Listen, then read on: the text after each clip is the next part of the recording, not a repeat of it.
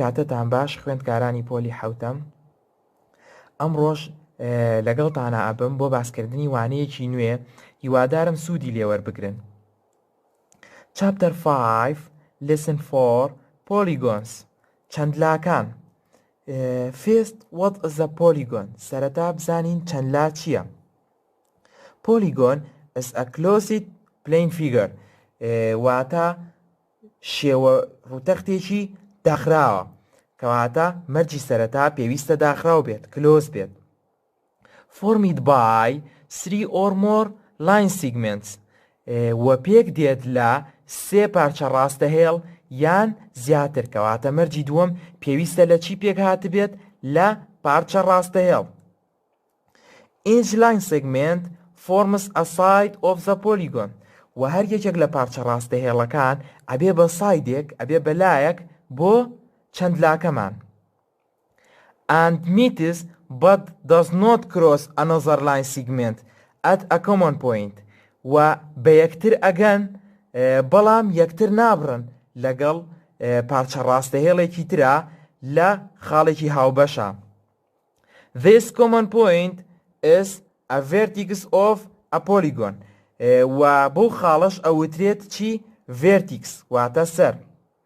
و هەروەها وتمان ئەم دوو لاینە بەیەک ئەگەن بەڵام یەکتر نابڕن، کرۆس ناکەن. ئەمەش خاڵی سێهم کەواتە پێویستە چۆن بێت؟ پێویستە کلۆز بێت و لە لاین سیگمنت واتە پارچە ڕاستەهێڵ پێک هاتبێت و کرۆسیشیان نەکرد بێت.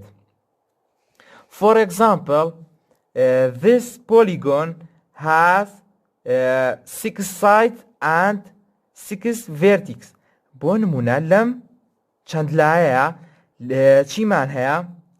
6 لامان هەیە، بە هەر یەکێک لەمانە ئەوترێ سایت. و هەروەها لە نێوان هەردوو لایەکە چیمان هەیە؟ ڤێرتیکسمان هەیە و ئەم چەندلایە 6 ڤێرتیکسیشی هەیە. Okay, now example 1. Example 1 says, determine whether each figure is polygon. If it is not, explain why not. پیشانی بە ئەم شێوانە ئەگەر چەندلان و ئەگەر چەندلاژ نین ڕوونی بکەرەوە بۆچی چەندلان نین. Part A. We have this figure. Is the figure polygon? ئایا ئەم شێوەیە چەندلایە؟ The figure is polygon. شێوەکەمان چەندلایە. Since it is closed and all sides are line segment and there is no crossing line segment. وتمان بەڵێ چەندلایە لەبەر ئەوەی کلۆسە و هەموو لایەکانیشی پارچە ڕاستەهێڵن و هەروەها هیچ یەکێک لە پارچە ڕاستەهێڵەکان کرۆسیان نەکردووە، یەکتریان نەبڕیوە. And we can say that contain 5 sides. واشتوانین بڵێن لە 5 لاش پێک هاتووە لەبەرەوەی وتمان پێویستە لە 3 لا یان زیاتر بێت، یان 3 لاین سیگمنت یان زیاتر بێت. بۆیە ئەمە ئەبێت بە چەندلا. Part B. This figure is not a polygon. ئەم وێنەیە چەندلا نییە لەبەر ئەوەی لەم سێمەرجەیە کە باسمان کرد وتمان سەرەتا ئەبێ کلۆز بێت و ئەبێ هەموو لایەکانی چی بێت؟ پارچە ڕاستەهێڵ بێت. ئەمە مەرجی دووەم. All sides are line segment. و هەروەها وتمان پێویستە لاین سیگمنتەکان پارچە ڕاستەهێڵەکان کرۆسیان نەکرد بێت، یەکتریان نەبڕی بێت.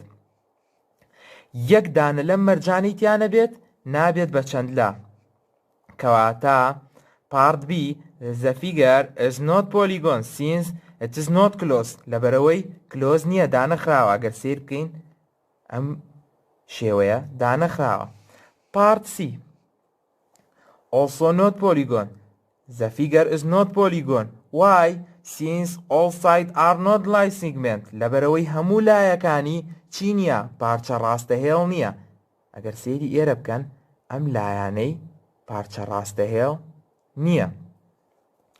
And part D. The figure is not polygon. بێگومان ئەمەش چەندلا نییە. Since there are line segment cross.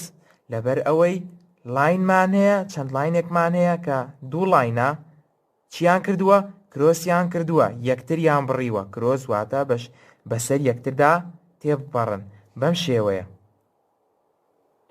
کەواتە وێنەی دی شێوەی دی چەند لا نییە لەبەر ئەوەی کە دوو لامان هەیە کرۆسیان کردووە.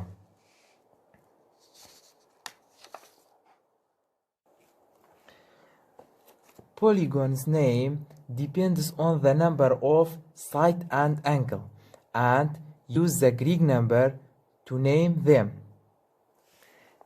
چەند لاکان ناوەکانیان پەیوەستە بە ژمارەی گۆشە و لاکانیانەوە و هەروەها ئەمەیان بۆ زانیاری خۆتانە زۆربەیان ژمارە یۆنانیەکانیان بەکارهێناوە بۆ ناونانیان. For example, this figure has 3 sides and 3 angles and called triangle. ئەگەر سێری ئەم شێوەیە بکەن لە چی پێک هاتووە لە سێ لا و سێ گۆشەی هەیە پێش یەوترێکی triangle. ترای واتە ژمارە سێ بە یۆنانی angle واتە گۆشە واتە سێ گۆشە. And for example, this figure has 5 sides and 5 angles. ئەم وێنەیە ئەگەر سیرکەن لە 5 لاو و 5 گۆشەشی هەیە کە بریتین لەمانە 5 گۆشەشی هەیە و پێشی ئەڵێن چی پێنتاگۆن پێنتا واتە 5 بە یۆنانی گۆن واتە لا واتە 5 لا. And for example, this figure has 8 sides and 8 angles and called octagon. ئەم چەند لایەمان لە 8 لا پێگیەت ئەگەر بیژمێرن و هەروەها 8 گۆشەی هەیە و پێش یەوترێ octagon. octa واتە 8 گۆن واتە لا 8 لا. And for example, this figure has 10 sides and 10 angles. ئەم وێنەیە لە چی پێگیەت لە 10 لا و 10 گۆشە ئەگەر سێریکەن چەند لای هەیە واتە هەر وێنەیەک کە 10 لای هەبوو بەم شێوەیە لە 10 ساید و 10 ئەنگڵ پێک هات شەرت نییە هەر تەنها ئەم وێنەیە بێت هەر شێوەیەکی تر بێت کە چەند لا بێت و 10 لا و 10 گۆشەی هەبێت پێی ئەوترێکی دێکاگۆن. دێکا واتە 10 بە یۆنانی گۆن واتە لا واتە 10 لا. and so on و هەمویان بەو شێوەیە ناونراون. Now example 2. Example 2 says name each polygon. ناوی هەر چەند لایەک بنووسە. Part A, we have this figure. First, how many sides we have? سەرەتا بزانین چەند لامان هەیە. We have 1, 2, 3, 4, 5, 6, 7, 8, 9, 10. We have 10 sides. And how many angles we have? بزانین چەند گۆشەمان هەیە. We have 1, 2, 3, 4, 5, 6, 7, 8, 9, 10. We have 10 angles. So the figure is decagon. وتمان دێکا واتە 10 گۆن واتە لا واتە وێنەکەمان ناوی چییە؟ دێکاگۆن. Example 2 Part B. First, how many sides we have? سەرەتا بزانین چەند لامان هەیە. We have 1, 2, 3, 4, 5, 6. We have 6 sides. And how many angles we have? زين چەند گۆشەمان هەیە؟ We have 1 2 3 4 5 6. We have 6 angles. So the figure is hexagon.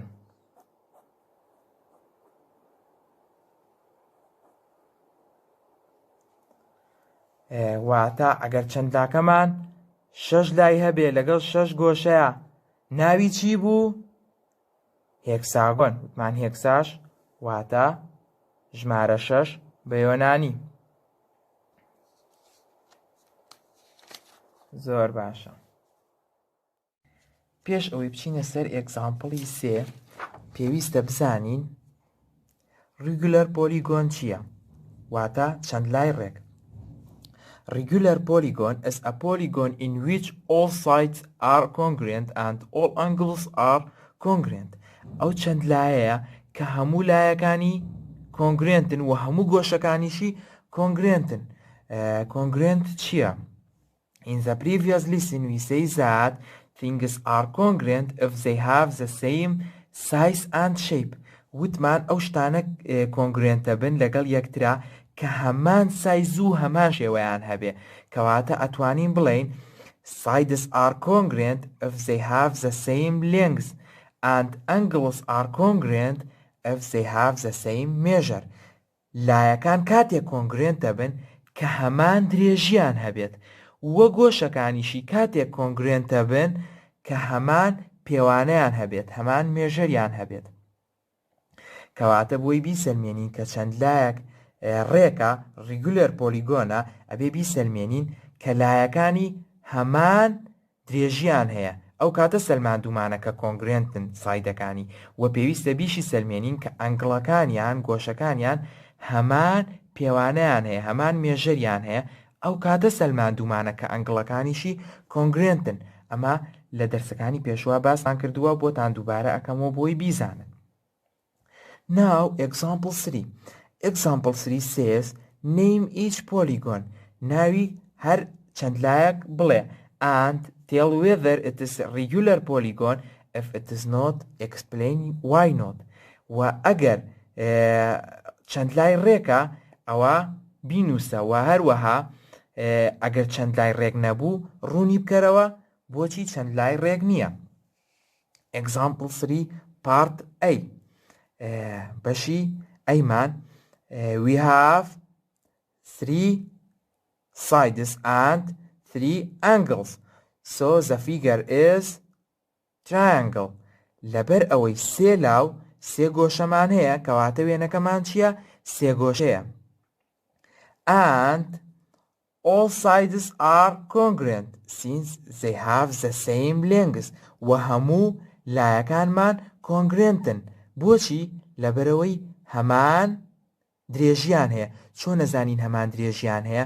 هەر شتێک کە بە هەمان هێمە دیاری کرابوو بۆمان ئەوە ئاماژەیە بۆ ئەوەی کە هەمان درێژیان هەیە یا ئەگەر گۆشە بوو بە هەمان هێما دیاری کرابوو ئاماژەیە بۆ ئەوەی کە هەمان مێژەری هەیە ئەشتوانین بڵین کۆنگرێنتن. So all sides are congruent and all angles are congruent since they have same measure. و هەمان مێژەری هەیە گۆشەکانیشان کەواتە توانین بڵین all angles are congruent. So since all sides are congruent and all angles are congruent, so the figure is regular triangle. وتمان یەکەم جار وتمان سێ گۆشەیە و هەروەها وتمان هەموو لایەکانیشی کۆنگرێنتن و هەموو گۆشەکانیشی کۆنگرێنتن کەواتە ئەتوانین بڵین سێ گۆشەکەمان سێ گۆشەیەکی ڕێکە regular triangle. Part B. Part B we have 4 sides and 4 angles. چوار لاو چوار گۆشەمان هەیە. So the figure is quadrilateral. کەواتە وێنەکەمان چوار لایە. Okay. And all sides are congruent و هەموو لاکانیشمان کە هەر چوار لاکەیە congruentن since they have same length لەبەرەوەی هەمان درێژیان هەیە توانین بڵین لاکانی congruentن but the angles are not congruent بەڵام گۆشەکانمان congruent نین why since they have difference measure لەبەرەوەی پێوانەکانیان جیاوازە ئەگەر سیرکەین ئەم دوو گۆشەیە بە هەمان هێما دیاریکراون هەمان پێوانەیان هەیە بەڵام ئەم دوو گۆشەیە هێماکەیان جیاوازە دوو گۆشەیە پێوانەکان لەگەڵ ئەم دوانەیان بە هەمان شت دیاری نەکراون هەمان پێوانیان نییە ڕاستە ئەم دوانە هەمان پێوانیان هەیە و ئەم دوانش لەگەڵ یەکرا هەمان پێوانیان هەیە بەڵام هەر چواری هەمان پێوانیان نییە بەیەکۆ ئەم دوانە لەگەڵ ئەم دوانەیە جیان So it is not regular polygon because the angles are not congruent لەبەر ئەوەی گۆشەکانی congruent نین کەواتە ئەتوانین بڵین regular polygon نییە و هەروەها خوێندکاران ئەکسەرسایزەکان هەمووی هۆمۆرکە ژمارە 1 هەتاوەکو ژمارە 18